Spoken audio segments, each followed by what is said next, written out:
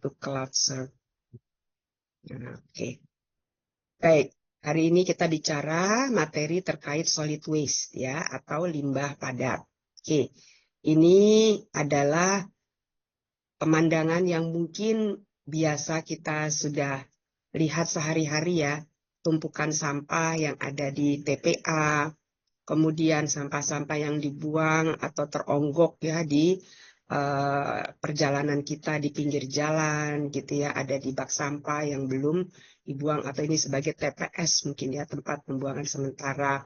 Atau kita lihat juga begitu banyak sampah-sampah yang dibuang ke perairan ya, atau selokan-selokan kali kecil yang ada di sekitar rumah kita.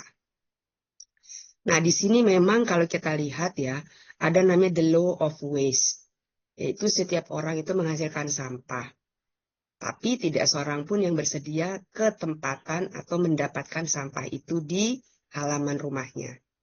Artinya kita maunya membuang saja, tapi kalau ada orang yang membuang sampah ke lingkungan kita atau ke rumah kita, pasti kita akan marah ya. Nah, ini adalah memang sudah the law of waste, karena kita anggap sampah itu adalah sesuatu yang buruk yang harus kita hilangkan ya. Padahal itu sudah berubah paradigma saat ini ya. Kita akan lihat nanti, kita bahas selanjutnya. Nah, total timbulan sampah ini kalau kita lihat di sini ya, ini sudah cukup lama, ini kalau tidak salah sekitar berapa tahun yang lalu ya Ibu ambil ya, Ibu lupa ini. Ini diangkut oleh petugas sekitar 40%. Ya, ada yang sebagian diangkut ke TPA, tapi ada juga yang dibuang secara liar, seperti yang tadi kalian lihat. Ya, ada yang ditimbun saja 7%, kemudian diolah sekitar 1%. Nah, diolah ini untuk daur kompos. Ya, kita daur ulang menjadi kompos. Atau juga dibakar. Nah, ini cukup tinggi. Begitu banyak sekarang sampah-sampah itu ya yang di rumah kita atau di tempat-tempat tertentu itu dibakar karena sudah tidak bisa lagi menampung atau bingung ini mau dibuang kemana, semakin tinggi tumpukan semakin banyak begitu ya. Dan yang lain-lainnya 15% ini dibuang ke tempat-tempat yang lain. Kita begitu banyak melihat di TV ya atau di medsos orang-orang yang memang dengan sengaja membuang sampah di malam hari atau mungkin dengan terang-terangan dia buang ya di sembarang tempat. Itu sekarang sudah cukup sering kita lihat ya. Nah, apa sih sebenarnya permasalahan sampah atau solid waste ini? Ya, Ibu saat ini bicara terkait dengan sampah rumah tangga ya, atau sampah-sampah padat yang lebih banyak dihasilkan oleh rumah tangga dan juga perkotaan. Oke. Nah, di sini parameternya adalah pertumbuhan penduduk. Semakin tinggi jumlah penduduk atau meningkat, tentu kebutuhan meningkat. Kalau kebutuhan meningkat, tentu sampah meningkat. Ya. Kemudian pertumbuhan ekonomi. Kalian bisa lihat ini sekarang dengan begitu banyaknya apa itu namanya, order-order untuk COD, kirim-kirim barang. Dan kalian lihat packingnya seperti apa. Mereka banyak menggunakan plastik, kemudian kardus, begitu ya. Nah, itu semua kalian tumpuk atau tidak? Pasti kalian buang. Atau ada juga yang sebagian dikumpulkan dan dijual. Begitu ya. Kesejahteraan penduduk semakin meningkat, pola konsumsi. Nah, ini sudah satu garis lurus ini. Pertumbuhan ekonomi, kesejahteraan akan meningkat, pasti pola konsumsi pun juga akan meningkat. Dulu kalian kalau beli makanan mungkin ke warung, jalan kaki, dan seterusnya ya, atau naik kendaraan ke tempat tersebut. Sekarang kalian pinginnya take away, delivery, nggak mau juga keluar, delivery order. Kirim, nah pada saat dikirim tentu mereka menggunakan kemasan. Nah kemasannya dibuang kemana? Pasti menjadi sampah. Atau mungkin ada beberapa dipakai lagi, di reuse ya. Tapi pasti ada yang menjadi sampah. Nah inilah yang menyebabkan permasalahan sampah terus meningkat saat ini, sampah ya, solid waste.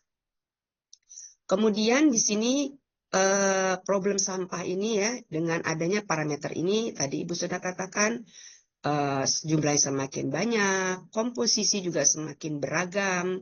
Belum lagi kalau kita bicara terkait dengan kemasan, kalau seandainya ada penggunaan bahan kimia dan warna, zat warna, dan zat pengawet. Nah, itu sudah bicara nanti kita pertemuan berikutnya, yaitu limbah B3 yang bisa kita bedakan antara limbah cairnya ya, B3 dalam bentuk cair dan juga B3 dalam bentuk padat gitu ya. Kemudian pengelolaannya masih konvensional, tapi sekarang sudah ada beberapa yang sudah mulai berkembang, tapi masih sebagian umum masyarakat Indonesia itu masih menggunakan cara konvensional. Kemudian masih adanya mix, ya kita tahu, dan ini terus berulang dari tahun-tahun puluhan tahun yang lalu.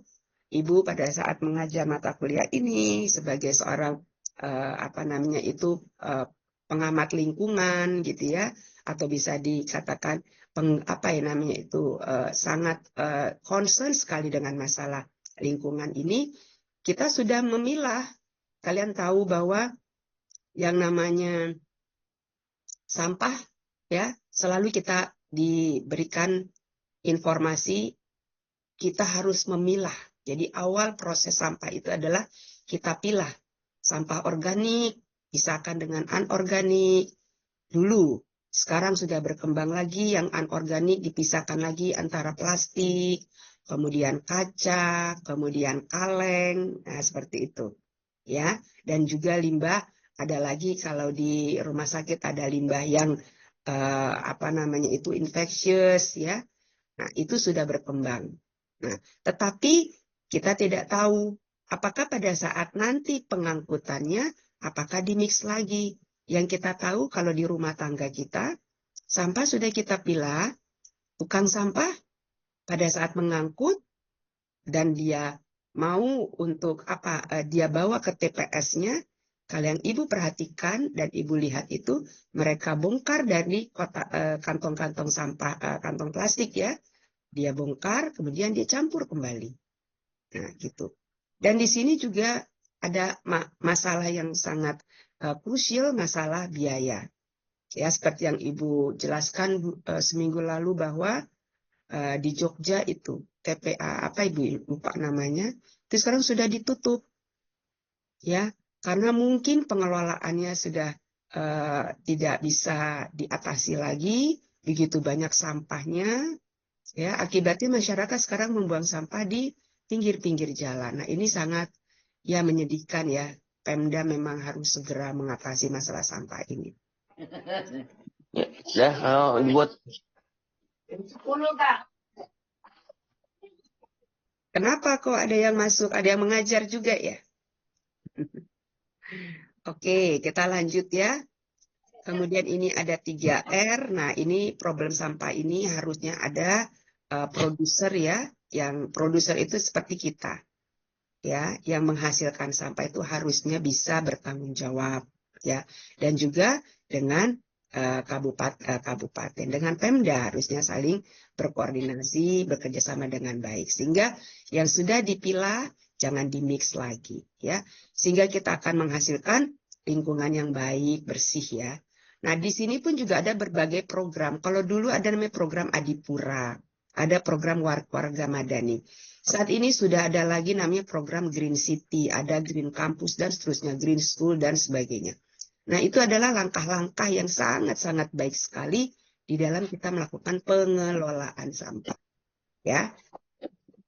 Oke, nah ini adalah kondisi pengelolaan sampah yang dahulu, yaitu end of pipe. Artinya, reduce-nya itu lebih sedikit, lebih banyak kita menghasilkan sampah yang kita buang. Oke, sementara harusnya,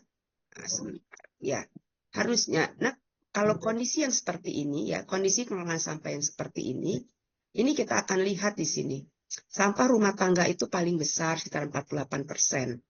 Sementara dari sampah rumah tangga ini ya, yang berisi atau dari sampah keseluruhan ini yang berisi organic matter itu atau sampah organik ada sekitar 65%. Nah, ini luar biasa ini. Artinya memang sampah organik ini harus benar-benar diatasi. Dan kita lihat di sini bahwa sampah organik itu yang dimanfaatkan atau diubah menjadi kompos hanya 1%. Nah, ini sesuatu yang kelihatannya kita ya, kalian sebagai anak generasi muda ya, harus mulai bisa ikut berkontribusi. Ya. Oke, untuk isu-isu nasional, nah ini barang kalian barangkali kalian perlu tahu juga di sini ya, kita ada yang namanya masalah sampah yang terus menerus, yang terus berlanjut, ya. Dan satu waktu akan menjadi bom waktu nih. Nah ini barangkali yang saat ini terjadi di Jogja, ya. Mudah-mudahan sih pemerintah kita saat ini sudah semakin aware ya. Kemudian komitmen, bagaimana komitmen? Ya, harusnya ini para pemimpin-pemimpin daerah sekarang sudah sangat berkomitmen dengan masalah sampah. Kemarin kita baru saja melihat banjir besar di Jakarta dan di daerah-daerah di Indonesia lainnya, gitu. Nah, ini salah satu dampak dari kemungkinan adanya sumbatan-sumbatan dari saluran air akibat sampah tersebut. Nah, jadi komitmen ini harus sangat-sangat kita tunggu ya dari para pemimpin daerah kita. Kemudian resistensi antara itu pemerintah dan juga keterlibatan masyarakat. Nah, kalau Ibu melihat masyarakat pun seharusnya sudah banyak kesadaran memang masih perlu ditingkatkan lagi. Kalau masyarakat kita semakin pintar, semakin cerdas, Pemdanya pun juga semakin semakin baik gitu ya. Ya insya Allah program-program untuk pengendalian sampah ini atau program 3R tadi, reduce, reuse, dan recycle bisa diatasi. RUU ya, undang-undang tentang sampah sebenarnya sudah ada ya, sudah terkait dengan masalah sampah lingkungan, undang-undang, peraturan kita, kebijakan itu sepertinya sudah cukup banyak ya. Tinggal bagaimana komitmennya, konsistensinya. Ya, apakah konsisten atau tidak? Bagaimana kita tegakkan hukum tersebut, begitu ya. Kebijakan kita juga sudah punya sebenarnya. Bahkan sekarang sudah ada lagi yang namanya SDGs. Jadi semua SDGs itu Sustainable Development Goals. Artinya semua aspek di pemerintahan itu wajib untuk bisa memenuhi ya pencapaian atau parameter-parameter daripada pencapaian SDGs tersebut yang ada 17 goals. Dan di sana salah satunya ada terkait masalah lingkungan atau sampah, kota bersih, green city, ya. Kemudian scaling up. Nah, dari skala kawasan jadi skala kota. Nah, ini barangkali juga yang menjadi isu sampah ya. Artinya yang awalnya misalnya kawasannya ini adalah kawasan-kawasan yang awalnya barangkali desa atau kabupaten, kemudian meningkat ya, desa ya, kemudian meningkat menjadi kecamatan, atau yang awalnya kabupaten meningkat menjadi kota. Dan itu tentu permasalahan sampahnya akan meningkat. Kenapa? Karena jumlah penduduk dan juga konsumsi akan meningkat. Ya, bagaimana pengelolaan sampah di masa mendatang? Nah, ini berbagai kegiatan ya yang terkait dengan pengelolaan sampah. Ya. Sekarang kita lihat di sini, nomor 5, 6, 7, dan 8. 5, bagaimana pemanfaatan? Nah, saat ini kita di dunia pendidikan sudah sangat seharusnya ya berpikir sampah itu adalah sumber penghasilan. Atau sampah itu adalah sumber ekonomi yang bisa kita rubah menjadi produk yang lebih bernilai ekonomi. Atau kita kenal, kalian barangkali sudah pernah mendengar yang namanya circular economy. Ya, artinya suatu limbah atau sampah kita ubah menjadi suatu produk yang bernilai ekonomi tinggi. Ini sudah banyak dilakukan beberapa ya di negara-negara. Nah, Ibu harap kalian sudah membuka LMS, sudah mendaftar LMS, dan kalian ada tugas, ada 2 video yang Ibu berikan. Ada pengelolaan sampah ya, Solid Waste Management in Singapore, di Singapura kalian bisa lihat, dan juga bagaimana cara mengatasi solid waste. Nah, di situ kalian nanti akan tonton itu, ya, mudah-mudahan kalian akan mendapatkan insight di sana. Nanti untuk tugasnya Ibu, terakhir Ibu akan jelaskan untuk kalian. Oke. Kemudian untuk pelaku pengelolaan. Nah, ini untuk pelakunya ini bagaimana nih? Ya, untuk penghasil kita, masyarakat. Ini kita harus semakin aware, ya. Nah, untuk pengumpul dan juga pengangkut. Nah, ini juga harus ada satu pendampingan, satu sosialisasi yang terus-menerus. Ya, bagaimana pengelolaan itu ya bisa dilakukan harusnya dari level yang paling rendah yaitu penghasil. Dalam hal ini adalah masyarakat atau rumah tangga. Harusnya kita sebagai penghasil sampah kita mungkin bisa mulai. Jangan terlalu banyak melakukan hal-hal yang konsumtif ya. Kemudian sampah-sampah yang kita hasilkan harusnya bisa kita pilah dengan baik. Kemudian sampah-sampah organik yang mungkin bisa kita olah secara mandiri, ya bisa kita olah, kita jadikan kompos atau pupuk cair, atau mungkin kalian sudah mendengar ada namanya ekoenzim. Nah seperti itu, ya. Nah jadi di sini tadi Ibu sudah katakan inilah yang sebelah kanan. Inilah yang dinamakan circular economy. Sampah dianggap sebagai sumber daya yang harusnya diolah, berarti akan mendapatkan pendapatan. Inilah kesempatannya. Kalau zaman dulu kita nyetok pemulung ya. Pemulung itu mereka hanya mengumpulkan mungkin sampah plastik, apalagi besi, kayu, kertas, begitu ya. Tapi sekarang itu kita sudah bisa lakukan juga begitu. Secara mandiri. Yang tadi Ibu sudah katakan, ya. Tetapi untuk level yang lebih besarnya, sekarang juga sudah banyak, ya. Walaupun Ibu lihat itu di medsos ada anak-anak muda, mereka membeli suatu crusher, plastik crusher, dijadikan biji besi, dan itu bisa dijual. Sebenarnya itu sudah cukup lama para pemulung. Ya, waktu Ibu kuliah, Ibu di tahun 90-an itu kuliah S2 Ibu ya, itu kita datangi kampung pemulung di daerah, kalau tidak salah di daerah Cengkareng ya. Nah di sana mereka sudah punya yang namanya crusher untuk pembuatan pelet plastik. Itu udah lama sekali.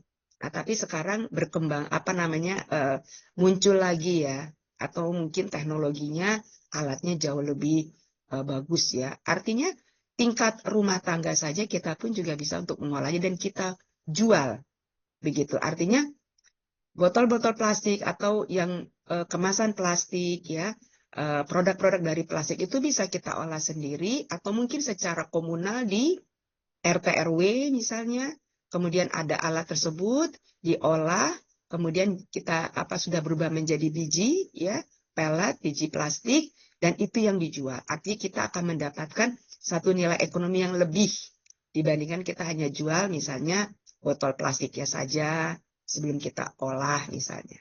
Itu banyak kesempatan sebenarnya ya. Oke, jadi untuk merubah sikapnya yang awalnya reduce-nya itu hanya sedikit, sekarang kita sudah harus mulai reduce-nya harus lebih besar. Ya sekarang ada yang namanya anak-anak sekarang ya, gaya hidupnya itu harus gaya hidup yang minimalis. Ibu lupa itu namanya apa itu istilahnya. Gaya hidup yang minimalis. Ya, artinya tidak lagi pamer-pamer, tidak lagi terlalu banyak bela-beli yang tidak penting, tetapi membeli yang sesuai dengan kebutuhan. Nah, seperti itu. Sehingga akibatnya apa? Di sini disposalnya, sisa ya, atau produk-produk yang kita buang, yang kita katakan sampah itu akan semakin sedikit gitu. Nah, ini harusnya model ini harus terus disosialisasikan, ya, dikembangkan terus di masyarakat. Reduce, ya, reuse dan recycling itu yang lebih besar, ya. Oke. Ya, ini untuk aturan langkah awal barangkali ini tidak perlu Ibu, ini aja skip ya. Ini untuk kompos juga Ibu skip. Nah, sasarannya sebenarnya memang untuk kompos akan sangat baik kalau dalam komunal, artinya di kelurahan RT RW begitu ya, itu akan jauh lebih efektif dan efisien. Tapi tidak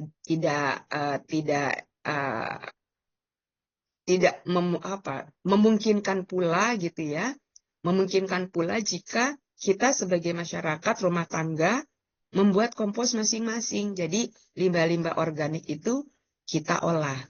Walaupun mungkin itu agak merepotkan ya. Memang yang lebih memungkinkan saat ini dilakukan ya adalah dilakukan secara komunal. Ya. Nah, ini beberapa keuntungan pengelolaan sampah berbasis masyarakat. Nah, ini banyak sekali ini. Kalau kalian lihat ini, mungkin kalian di antara mahasiswa ibu di semester 4 ini ada mungkin yang sudah ikut tergabung dalam komunitas-komunitas seperti ini. Ya, itu akan bisa memangkas biaya pengangkutan, tidak perlu TPA yang terlalu besar lagi, kemudian adanya nilai tambah, tadi yang circular ekonomi, adanya lapangan pekerjaan, kemudian juga peran serta masyarakat ya dalam melakukan kebersihan juga semakin meningkat, tentu lingkungan akan menjadi bersih. Ya, sebenarnya sudah cukup banyak contoh-contoh dari kota-kota yang melakukannya atau desa-desa melakukan ini, namun memang belum secara masif, ya. Ini untuk alur kompos, Ibu skip saja, kalian bisa baca ya. Ini juga di skip saja. Nah, ini adalah pengelolaan sampah yang paradigma yang pada saat sekarang ini ya. Ya, ini dia bentuknya nih. Semuanya terbuang di TPA. Nah, harusnya yang baru itu ya, yang baru itu adalah di rumah tangga ini sudah melakukan pengelolaan atau pengolahan sampah. Sampah sudah dikelola, dipilah, kemudian diolah.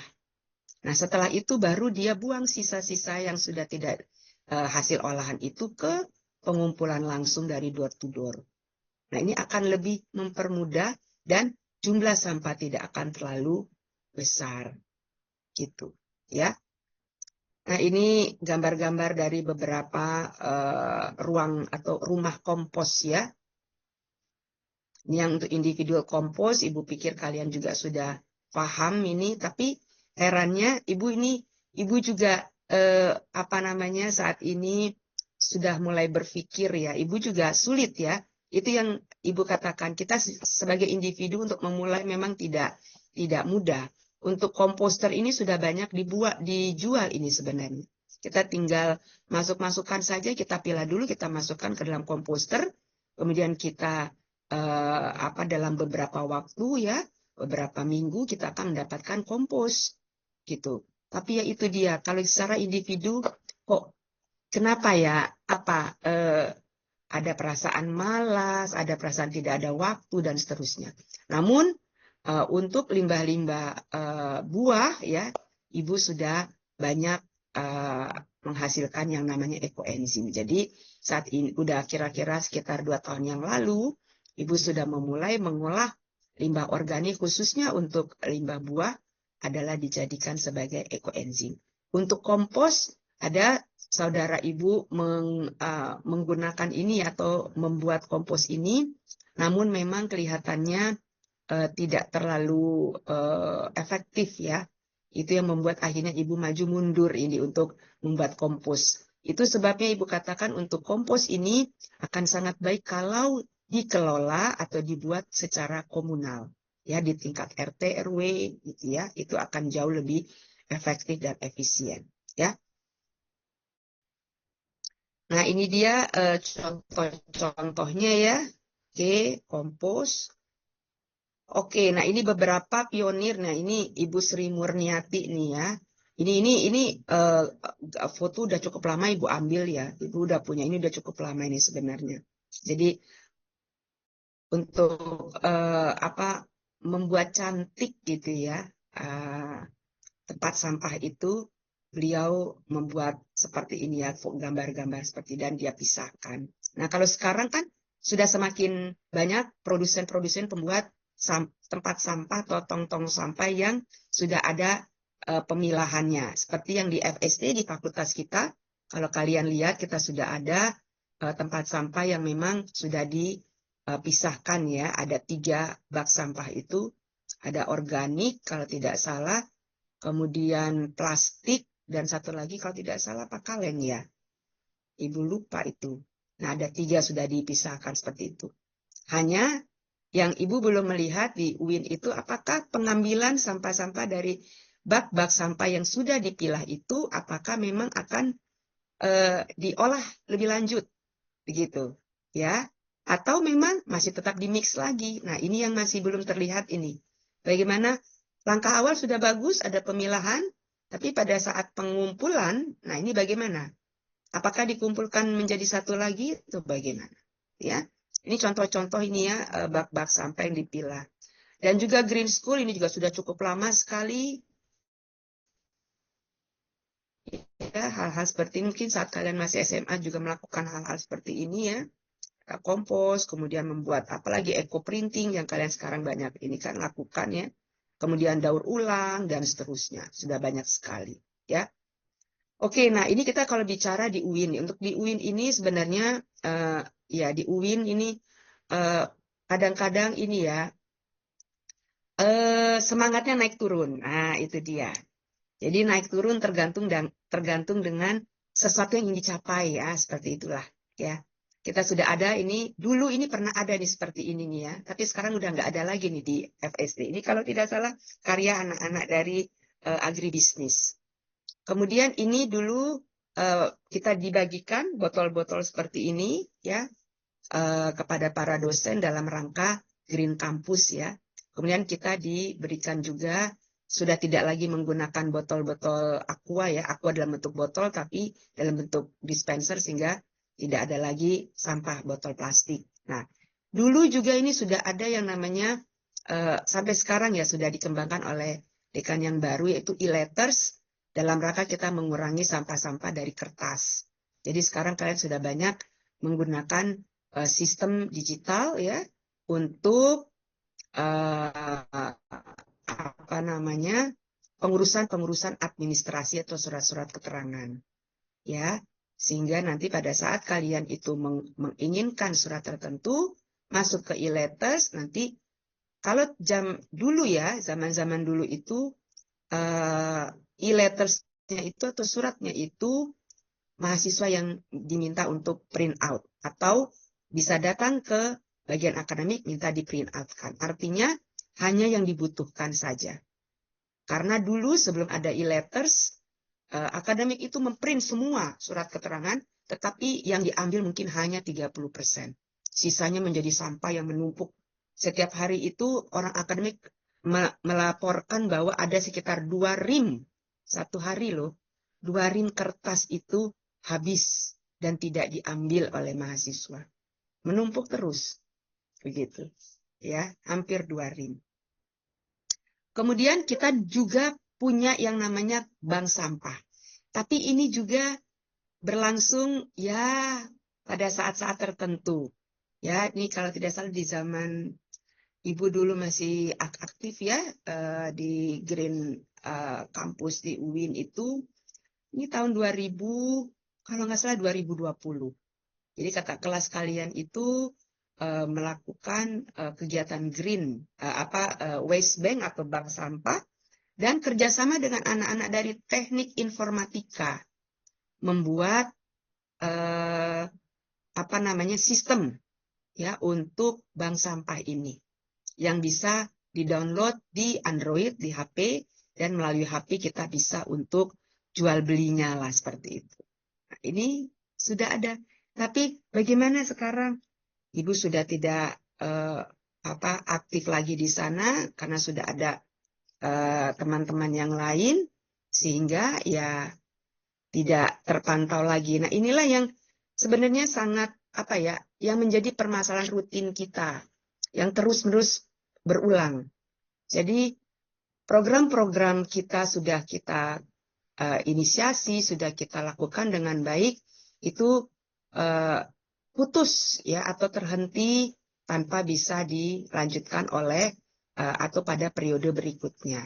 Nah, ini sebenarnya hal yang kurang baik seperti itu. Ya, begitu pula pada mahasiswa jika ada program-program di Kelstud ya, kelompok studi. Dari periode sebelumnya, kalau yang bagus seharusnya dilanjutkan di periode selanjutnya. Sehingga yang namanya sustainability goals itu ya, keberlanjutan, tujuan-tujuan keberlanjutan itu bisa diperoleh gitu. Nah, di Indonesia ini Ibu melihatnya ya dari kacamata Ibu, sustainability itu kelihatannya masih perlu banyak ditata lagi. Karena keberlanjutan itu belum sampai 100% terlaksana dengan baik gitu. Ya. Nah, mudah-mudahan sih semakin bertambahnya umur Indonesia, mudah-mudahan kita akan semakin bisa aware dengan masalah sustainability ini.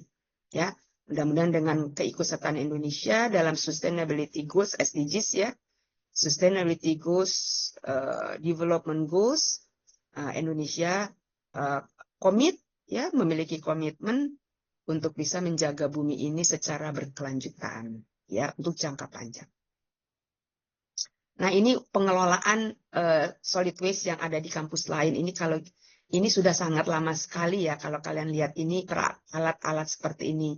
Di Indonesia sekarang baru mulai Ibu lihat ada yang misalnya kayak toko gitu ya, kita masukkan sampah plastik kita, kemudian kita akan terima misalnya tiket. Kalau tidak salah di Jogja atau di mana, Ibu lupa ya. Kemudian kita akan bisa mendapatkan satu tiket atau berupa uang atau voucher seperti itu. Nah, itu bagus sekali. Sehingga masyarakat kita itu memang harus harus dirangsang dengan hal-hal yang menjadi kebutuhan mereka. Saat ini mereka memang membutuhkan uang. Mereka membutuhkan hal-hal yang berbau ekonomi gitu untuk peningkatan ekonomi mereka. Nah, itulah yang kita jadikan imbal balik ya untuk sampah ini. Oke ya.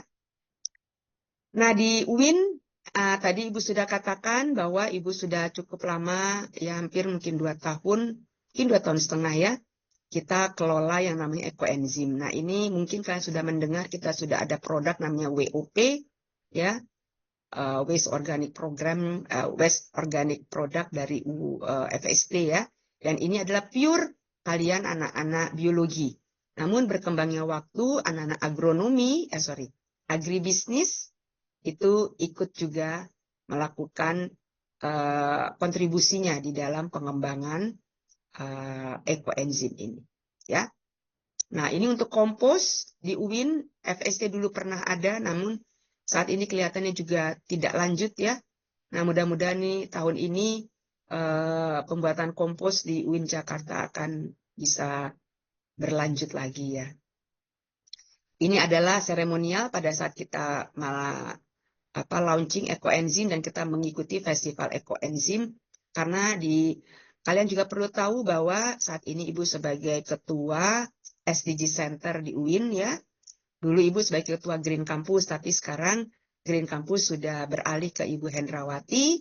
Saat ini Ibu sebagai ketua SDGs dan kita banyak berkecimpung ya, aktif di UI Green Matrix. Artinya untuk pemeringkatan terkait dengan Green Campus ya. Salah satunya kita aktif di dalam kelompok ekoenzim UI Green Matrix ya. Nah, ini adalah salah satu keikutsertaan kita dalam penggelontoran atau penuangan ekoenzim di perairan yang dalam hal ini kita lakukan di Situ Gintung ya, tahun 2021 lalu ya. Ya, kita sudah ada 3 kali tuh, 2022, kemudian kemarin tahun 2024 kita juga sudah lakukan festival ekoenzim yang ketiga dan kita sudah mendapatkan sertifikat MURI ya, piagam MURI, menuangkan ekoenzim yang jumlah tertentu ya sangat banyak sekali dari ada sekitar, Ibu lupa ya, ada sekitar 30-an atau 40-an universitas di seluruh Indonesia dari Sabang sampai Merauke. Dan itu kita mendapatkan rekor MURI untuk ekoenzim ini gitu. Ya, nah, tentu untuk ekoenzim ini Ibu terus menjadi penggiat ekoenzim khususnya di lingkungan kampus ya untuk mahasiswa Ibu, di mana ekoenzim ini saat ini yang tadi Ibu katakan kita harus ada peningkatan, yaitu sampah dijadikan sebagai pendapatan atau bernilai ekonomi, circular ekonomi. Nah, jadi dari ekoenzim ini saat ini ada tim riset ekoenzim untuk dijadikan produk-produk turunan dari ekoenzim, mulai dari pembersih, kemudian sabun, ya, desinfektan, Kemudian kita juga sudah mulai ingin meningkat pada kosmetik. Nah, seperti itu. Mudah-mudahan ekoenzim ini akan terus memberikan manfaat ya. Karena masyarakat kita kalau kita bicara sampah, untuk membuat tidak ada hasil ekonominya, mereka tidak akan peduli. Tapi pada saat kita katakan, sampah ini nanti kita olah dan akan menghasilkan cuan ya, kalau kalian katakan sekarang cuan ya, bernilai ekonomi, masyarakat akan berlomba-lomba. Nah, insya Allah. Jadi dengan ekoenzim ini, mudah-mudahan ke depan sampah-sampah khususnya organik akan bisa berkurang ya, seperti itu. Nah, kemudian ini ada tugas yang Ibu ingin berikan kepada kalian dan ini kalian nanti kerjakan atau kalian laporkan ya pada saat akhir pertengahan dari perkuliahan ini setelah Ibu selesai ya. Ibu selesai untuk memberikan materi karena nanti akan dilanjutkan oleh Ibu Etin ya. Nah, di sini Ibu akan meminta kalian membuat secara sederhana, tetapi kalian harus melakukannya di masyarakat. Jadi kalian memberikan edukasi. Tentu kalian harus tahu dulu bagaimana cara membuatnya. Setelah itu kalian mengedukasi kepada masyarakat. Ya. Nah, di sini ada pilihannya. Ini ada nih produce ini lu. Produce. Tapi kalau produce mungkin kalau enggak, ini enggak apa. Jadi ada ekoenzim, ada biowash, ada produce, dan juga ada pengelolaan plastik. Ya. Nah, di sini Ibu minta kalian membuat kelompok. Ini kalau tidak salah di AIS Ibu lihat ada 40 orang ya. 40 orang ini. Sebentar, Ibu hapus dulu ininya ya. Stop dulu.